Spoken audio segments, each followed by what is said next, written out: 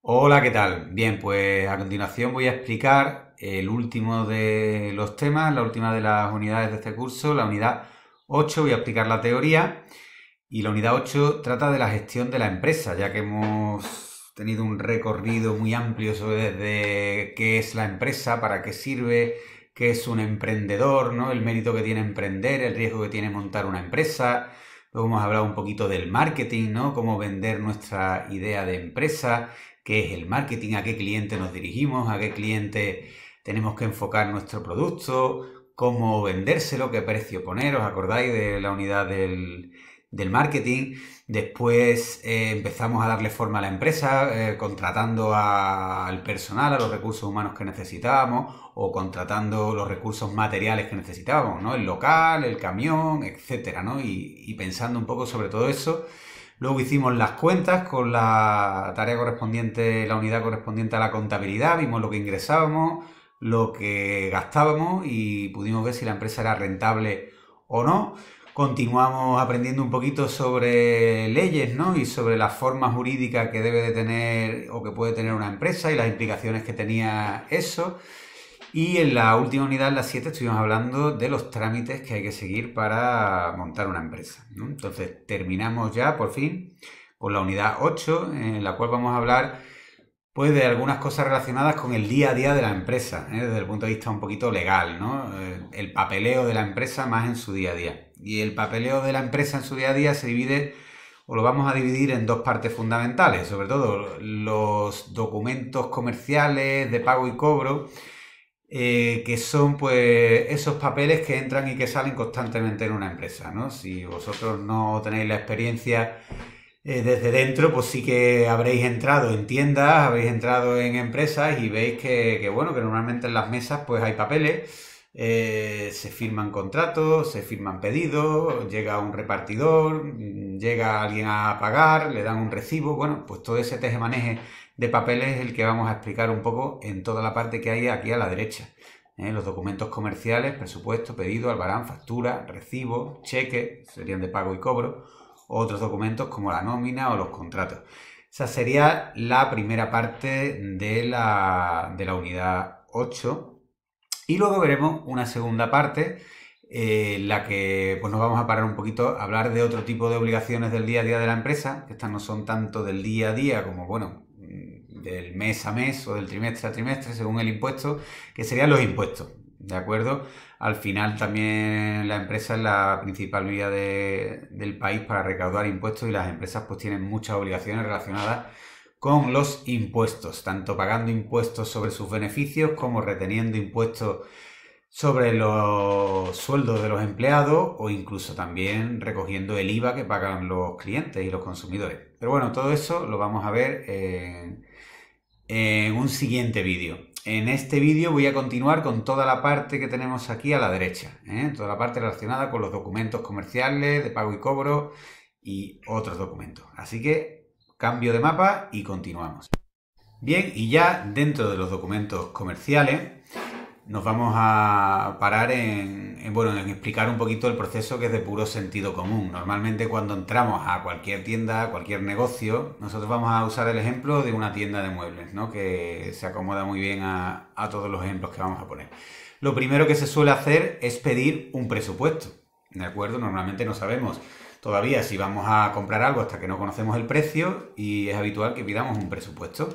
Una vez que ya estamos de acuerdo con el precio, pues acordaremos con la empresa que sí, que vamos a comprar esa mercancía y por lo tanto que la puede pedir. Entonces la empresa pedirá a su proveedor pues el material correspondiente para poder servirnoslo luego. Una vez que ese material la empresa lo tenga, nos lo entregará a través de sus repartidores y nosotros tendremos que firmar el correspondiente albarán que acredita que hemos recibido esa mercancía. Y por último, todas esas operaciones hay que registrarlas debidamente mediante las facturas, que son los documentos que acreditan esos compromisos y que sirven también, tienen muchas funciones relacionadas con el control fiscal de las empresas. Ahora vamos a pararnos uno a uno en cada uno de ellos. Bien, pues lo primero que vamos a hacer es pedir un presupuesto, ¿no? Lo primero que hacemos cuando entramos a una empresa, pues por ejemplo una tienda de muebles, como hemos comentado antes, pedir un presupuesto. ¿Qué es un presupuesto? ¿Cuál es el concepto de presupuesto? Pues bueno, es un documento en el cual una empresa le adelanta al cliente el valor que tiene una determinada mercancía, ¿no? Todo el mundo tiene la idea de lo que es un presupuesto. ¿Cómo hay que hacer un presupuesto? ¿Cómo hay que presentarlo? Pues bueno, la presentación es flexible, es decir, no es un documento formal que haya que hacer de un determinado modo. De hecho, se puede hacer por teléfono, a través de un correo electrónico, por un impreso establecido o incluso a mano en una servilleta o en un papelito, ¿no? A todos nos ha pasado alguna vez que hemos ido a una tienda y nos han puesto en un papel lo que vale cualquier producto. Pero sí es interesante que la presentación sea atractiva, ¿no? O sea, es mucho mejor que si nos lo mandan en un correo, pues ese correo esté bien hecho, tenga el membrete de la empresa, el precio se vea claramente, sea algo bonito incluso.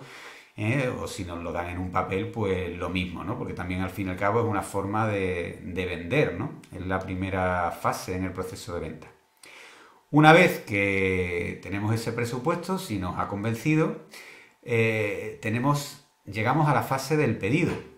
En el pedido, la empresa que nos va a suministrar a nosotros ese producto tendrá que primero pedírselo a una empresa proveedora, a una empresa fabricante.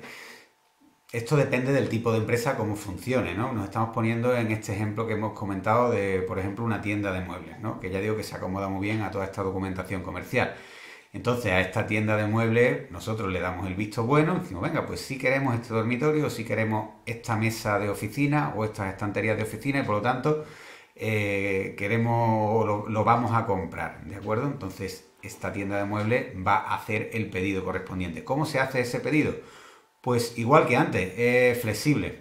Es flexible. Tenemos desde el pedido electrónico de Amazon, que hoy en día es muy habitual hacerlo a través del formulario de alguna página web, hasta, bueno, simplemente un pedido por teléfono, llamas al fabricante y le dices que te traiga esa mercancía, o por correo electrónico, por un impreso que lo mandes por fax, o haciéndole una foto, en fin, es flexible, no es un documento formal.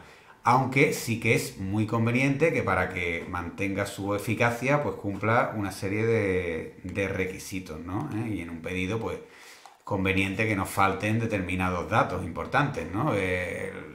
Los datos de la empresa que hace el pedido, los datos de la empresa que lo recibe, incluyendo el NIF, el CIF, domicilio, teléfono. El número del pedido debe estar numerado para diferenciar un pedido de otro y del siguiente, con su fecha. Por supuesto, los artículos que pides, ¿no? Porque el fabricante no es adivino. El precio, aunque no siempre es obligatorio, pero es conveniente para evitar malas interpretaciones, posibles descuentos, fecha y lugar de la entrega, el modo de envío, la firma de la empresa que emite el pedido y las condiciones de pago. Aunque ya digo que este no es un documento formal y que no siempre cumple todos los requisitos, pero son muy recomendables, ¿de acuerdo? Sí que quiero diferenciar el pedido que hace la empresa al fabricante que la propuesta de pedido que hace el cliente a la empresa que le suministra. Ya digo, en este ejemplo de la tienda de muebles, cuando tú estás de acuerdo con el presupuesto que te han enseñado anteriormente y le das el visto bueno a la tienda, firmas un papel. Esto ya depende un poco de los usos de cada empresa, de cada sector, pero bueno, en el mueble es habitual pues firmar un papel que se denomina propuesta de pedido, en la cual pues tú te comprometes con la tienda, tú acreditas que tú le estás pidiendo esa mercancía a esa empresa, a esa tienda en concreto. Claro, con eso lo que haces es comprometerte a que vas a pagar, ¿eh? Normalmente entregas además una señal y bien, así pues la empresa, digamos, no tiene miedo a pedir esa mercancía y luego, como se suele decir vulgarmente, pues comérsela con patatas, ¿no? Porque hay un cliente que se ha comprometido previamente por escrito. Bien, continuamos. Y una vez que hemos hecho el pedido, ha llegado la mercancía a la empresa donde hemos hecho la compra, lo normal es que nos entreguen esa mercancía y nos van a dar para que firmemos un albarán. ¿Qué es un albarán? Un albarán es un documento que acredita que se ha entregado una determinada mercancía, ¿de acuerdo? No es más que eso, el papelito que se le firma al repartidor, ¿no? En ese papel pues viene la mercancía que se ha entregado. ¿Qué más cosas deben de figurar en un albarán? Pues el nombre de las partes, la dirección es muy importante porque hay que entregarlo en una dirección concreta. tiene que tener un número, igual que el pedido, ¿no? El 1, el 2, el 3, para diferenciar un albarán de otro. Normalmente, además, debe de incluir el número del pedido con el que se corresponde, para comprobar que está bien la mercancía, que no falta nada. Lugar y fecha, descripción de la mercancía, el nombre y la firma del transportista. Muy recomendable el teléfono de contacto, pues lo típico, ¿no? El transportista no encuentra la dirección, te llama por teléfono y lo aclaráis, ¿eh? Y siempre pues un espacio para la firma, ¿no? Del comprador, y ya digo, también tiene que firmar el transportista. Y luego es muy habitual que el albarán, muchas veces cuando viene valorado, cuando viene el precio de la mercancía, que no es obligatorio porque el albarán lo que acredita es que esa mercancía se ha entregado, muchas veces el albarán incluye el precio de la mercancía, y en esos casos, si se paga y se puede hacer un garabato encima, se pone pagado, se firma y hace las veces de recibo, ¿no? De recibo, y entonces pues acredita que se ha realizado la compra, que se ha pagado y que la mercancía se ha entregado. Claro, si tenemos todo eso acreditado, ¿para qué hace falta la factura? Pues en muchos casos no hace falta la factura para las dos partes, digamos, para el que vende y para el que compra. Porque bueno, ya se ha pagado, ya se ha acreditado la entrega y no tendría por qué hacer falta la factura. ¿Qué es la factura? La factura es un documento que acredita que se ha producido una operación concreta, una compra-venta concreta. Pues en este caso, la compra-venta de una mesa y de una estantería y de una silla, por ejemplo. Si ya está acreditado, pues con el albarán, con el pedido, con el recibo correspondiente, ¿para qué sirve la factura? Pues bueno, uno de los sentidos que tiene la factura es que sirve para que el Estado pueda controlar los impuestos que pagan las empresas, ¿de acuerdo? Cada empresa, me voy a adelantar un poquito, cada empresa debe de tener un libro de registro de facturas emitidas y recibidas. Entonces, claro, el Estado, cuando quiere comprobar que esa empresa ha pagado los impuestos correspondientes, se va a las facturas que ha emitido y las facturas que ha recibido, y en la resta del IVA que esa empresa ha cobrado a todos los clientes a los que le ha vendido material, y del IVA que esa empresa ha pagado a todos los fabricantes a los que le ha comprado material, de esa resta salen los impuestos que debe de pagar cada empresa. Entonces, por eso es muy importante que se expida la factura correspondiente y que se guarde en el libro correspondiente, sobre todo cuando hablamos de empresas, cuando siempre va a haber una empresa que venda y luego a veces quien compre va a ser una empresa o va a ser un particular, ¿no? Por ejemplo, no es lo mismo que compremos unos muebles para amueblar nuestro dormitorio que para amueblar la oficina de la empresa. Si es para amueblar la oficina de la empresa, nos va a interesar tener una factura, porque va a acreditar que hemos pagado un IVA y eso lo podremos descontar. Y la factura pues tiene una serie de requisitos que los vemos aquí. La factura es un documento formal que sí que tiene que cumplir una serie de requisitos concretos, y son estos que vienen aquí: el número de la factura, su fecha, el nombre tanto del vendedor como del comprador. Esto está en gris porque si es una factura simplificada, que se hacen determinados tipos de operaciones de menos de 400 euros, es el clásico ticket que nosotros pedimos muchas veces en una tienda de ropa o en un bar, pues en este caso de la factura simplificada lo que está en gris no es necesario, ni el nombre del comprador, ni el NIF del comprador, ni el domicilio de ninguna de las dos partes, ¿vale? Pero sí que es necesario pues el NIF del vendedor, la descripción de las mercancías, el tipo de IVA que se paga, lo veremos en vídeos más adelante. El IVA puede tener un porcentaje del 21%, que es el más común, el IVA normal. Luego hay un IVA reducido del 10% y un IVA súper reducido del 4%, pero bueno, eso lo veremos más adelante. Y bueno, todo esto debe de figurar en la factura de IVA correspondiente. Si la factura es simplificada, pues bueno, ya he comentado que son menos requisitos, pero bueno, no voy a insistir por aquí. Y ya para finalizar con la factura, ya he comentado que hay que llevar un libro de facturas emitidas y recibidas, y por último, pues también existe la posibilidad de que la factura pues esté en formato electrónico. Y entonces no lo tenemos en un formato físico que guardemos en un libro, sino que lo guardaremos en un archivo digital. Bien, voy a cambiar al siguiente mapa para explicar los documentos de pago y cobro, y ya con esto vamos a ir finalizando la unidad. Bien, continuamos. Hemos hablado antes de los documentos comerciales, presupuesto, pedido, albarán y factura, pero también hay otra serie de documentos, en concreto los relacionados con el pago y el cobro, como el recibo, el cheque, la letra de cambio, el pagaré o la transferencia. Los voy a explicar muy rápidamente, no quiero detenerme demasiado en esta parte.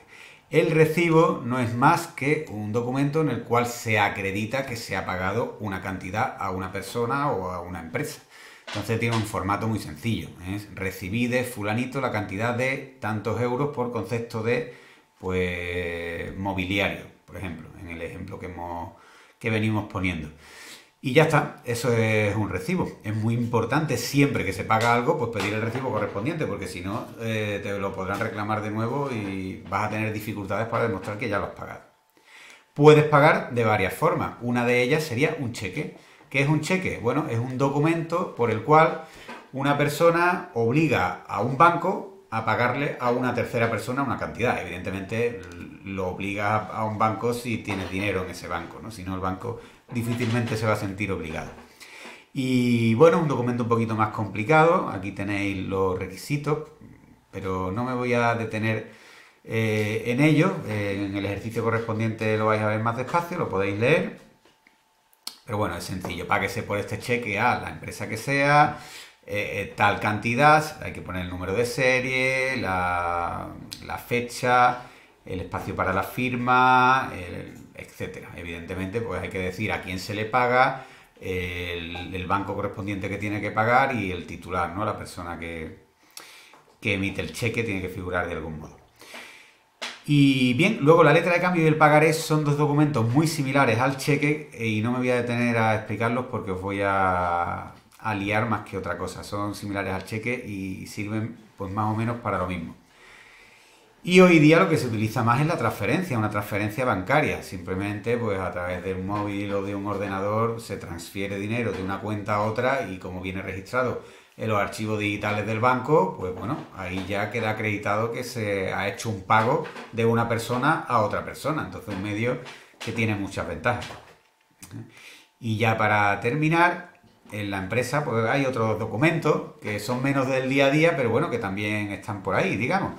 Los contratos de suministro que cada empresa tiene que tener pues con la compañía de la luz o la compañía de internet, de agua, de gas, de lo que sea, los contratos de trabajo con sus empleados o las nóminas en las cuales pues cada mes se determina el sueldo que se le paga a cada empleado, la cantidad de ese sueldo que se le retiene para ingresárselo al Estado por Seguridad Social o por IRPF, etcétera, ¿no? Y bueno, ya digo, son una serie de documentos que están en el día a día de la empresa. Hago un pequeño resumen de todo lo que hemos hablado y finalizamos el vídeo. Volvemos al mapa inicial y como veis hemos visto toda la parte de la derecha, los documentos comerciales, presupuesto, pedido, albarán, factura, todos los documentos de pago y cobro, recibos, cheques sobre todo, la transferencia y otros documentos como pueden ser la nómina o los contratos de suministro o de trabajo. En un siguiente vídeo explicaré la parte de la izquierda, todo lo correspondiente a los impuestos y también en otro vídeo que voy a hacer ahora os voy a explicar con un poquito más de detalle cómo hacer la tarea, ¿de acuerdo? Así que nada, pues nos vemos en siguientes vídeos. Hasta luego.